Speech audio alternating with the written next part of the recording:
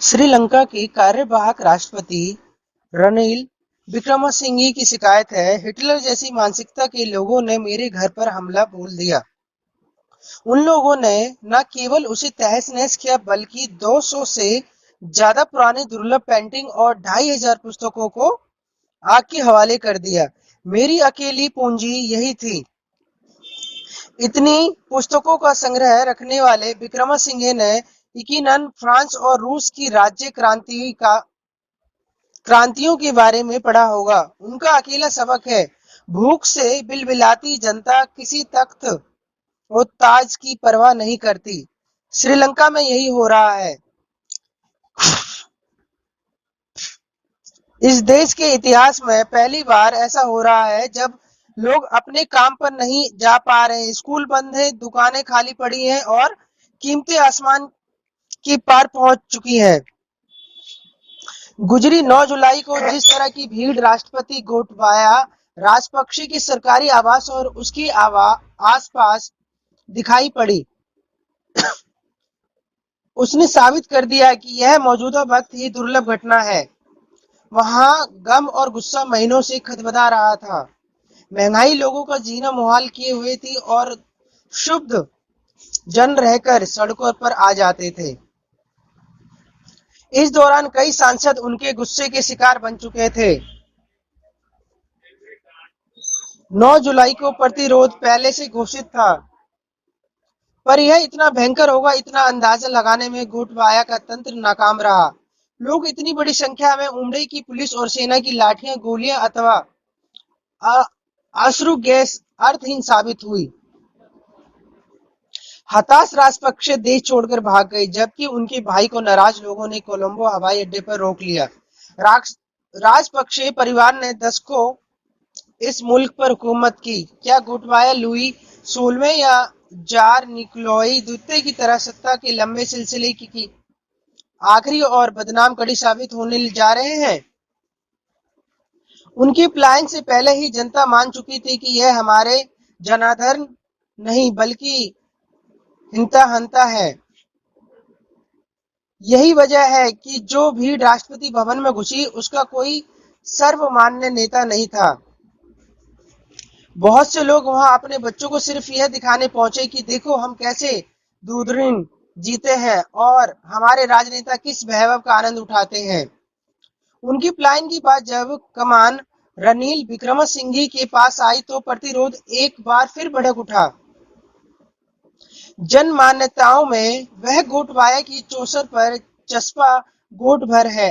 अविश्वास के इस माहौल में वह विपक्षी दलों को कैसे साथ लेंगे, जन समर्थन कैसे जुटाएंगे? आक्रोश शांत करने के लिए उन्होंने आपातकाल की घोषणा कर दी और पुलिस और सेना के जवानों की सहानुभूति जनता के साथ है। लोग अभी भी सड़कों पर है। सुरक्षा बल उन्हें तितर बितर करने के लिए ज्यादातर आंसू गैस छोड़ते, हल्का लाठीचार्ज करते या हवा में गोलियां चलाते दिखे।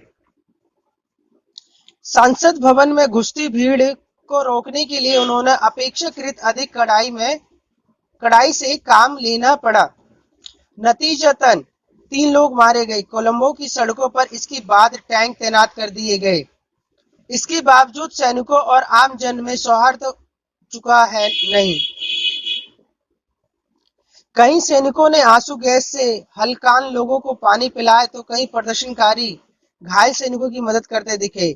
यही वजह है कि राष्ट्रपति भवन पर कब्जा जमाए लोग बगैर बल प्रयोग के बाहर निकल गए। यह जज्बा इस समूचे आंदोलन को अनूठा स्वरूप प्रदान करता है। श्रीलंका में इम्तिहान सिर्फ हुकूमत का ही नहीं बल्कि समूची सियासी जमात का है। आर्थिक ज्वालामुखी के विस्फोट का शिकार होने वाला यह अकेला देश नहीं, उसकी तरह लेबनान भी जन विद्रोह के हालात है।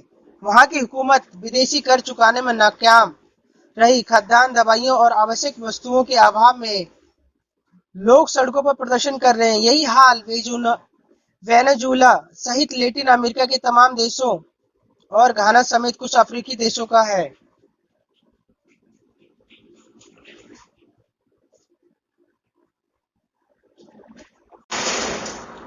कुल जमा 17 मुल्कों के लोग इस विपदा के शिकार हैं। धरती के इन हिस्सों में समूची आबादी के 12% लोग रहते हैं। क्या 90 करोड़ की इस विशाल आबादी के दुख दर्द को भूलकर दुनिया आगे की राह नाप सकती है? क्या इनकी मदद के लिए मालदार देश और वैश्विक संस्थाएं कुछ कारगर कदम उठा पाएंगी? मौजूदा हालात में ऐसा नहीं लगता। खुद यूरोपीय महाद्वीप और अमेरिका कोरोना के समय से डगमग है। हालात कुछ सुधरे थे कि रूस ने यूक्रेन पर हमला कर दिया। अब इस जंग ने केवल यूरोप की पूरी तरह विभाजित कर दिया, बल्कि एक और खतरा पैदा हो गया। मॉस्को ने सालाना रखरखाव के लिए नॉर्ड स्ट्रीम 1 को 21 जुलाई तक के लिए बंद कर दिया। पश्चिम को संदेह है कि दबाव बढ़ाने के लिए पुतिन इसे आगे और बढ़ा सकते हैं। इसके रुक जाने से जर्मनी समेत तमाम देश अंधेरे में डूब सकते हैं। साथ ही तमाम अन्य मुश्किलात पैदा हो सकती है। अगर ऐसा हुआ तो पहले से ढलान पर खड़ी इस महाद्वीप की अर्थव्यवस्था और बदतर हो जाएगी। यह तब है जब रूस यूक्रेन की शुरुआत के बाद से अब तक ऊर्जा की कीमतों में 400% तक बढ़ोतरी दर्ज हो चुकी है। ध्यान रहे, गई फरवरी को ही विश्व बैंक ने दुनिया को आगाह किया था कि वह 70 विकासशील देशों के सिर पर विदेशी कर्ज का डिफॉल्टर होने का खतरा मंडरा रहा है। गौर करें, तब तक रूस यूक्रेन युद्ध नहीं छिड़ा था। लड़ाई 24 फरवरी को शुरू हुई थी और मार्च में संयुक्त राष्ट्र ने अगली चेतावनी जारी की, जिसमें कहा कि 107 अर्थव्यवस्थाओं पर संकट के बादल मंडरा रहे हैं। यहाँ खाद्य वस्तुओं और ईंधन में इतना उछाल आ सकता है कि देश गंभीर वित्तीय संकट में फंस जाएगा। तमाम मुल्क तो अभी से खाद्यान्न के लिए पूरी दुनिया से गुहार लगा रहे हैं। मिस्र के पास कुछ दिन लायक गेहूं बचा है तो ट्यूनीशिया इन तीनों समस्याओं से एक साथ जूझ रहा है। वहां विदेशी कर्ज कुल सकल घरेलू उत्पाद का दुगना हो चुका है। क्या श्रीलंका और लेबनान शुरुआत पर है? श्रीलंका के साथ हमारे पड़ोसी पाकिस्तान और नेपाल समान संकट का शिकार है। पाकिस्तान के योजना एवं विकास मंत्री एहसान इकबाल ने पिछले महीने फरमाया कि लोग 1-2 कप से ज्यादा चाय न पिए ताकि बहुमूल्य विदेशी मुद्रा बचाया जा सके। पाकिस्तान हर बरस $600 मिलियन सिर्फ चाय आयात में खर्चता है। नेपाल में भी आर्थिक मंदी के लक्षण साफ दिख रहे हैं। वहां विदेशी मुद्रा का भंडार 6 माह का भी नहीं बचा है। इस मुद्रा से जनता के उपयोग के लिए आवश्यक वस्तुएं आयात की जाती हैं। यही वह मुकाम है जो नई दिल्ली के लिए चिंता पैदा करता है। तीन दिशाओं के तीन पड़ोसी जब बदहाल हो तो वह अराजकता भड़कने के लिए अंदेश पैदा हो जाते। एक और पड़ोसी चीन पहले से ही हमारी सीमाओं पर हत्यारी हलचल मचा रहा है। शुक्र बस इतना है कि हमारे पास इतनी विशाल आबादी का पेट भरने के लिए पर्याप्त अनाज और संसाधन मौजूद है। इसके बावजूद पड़ोस इसके बावजूद पड़ोस के हालात सिर्फ सचेत ही नहीं करते, डराते भी हैं।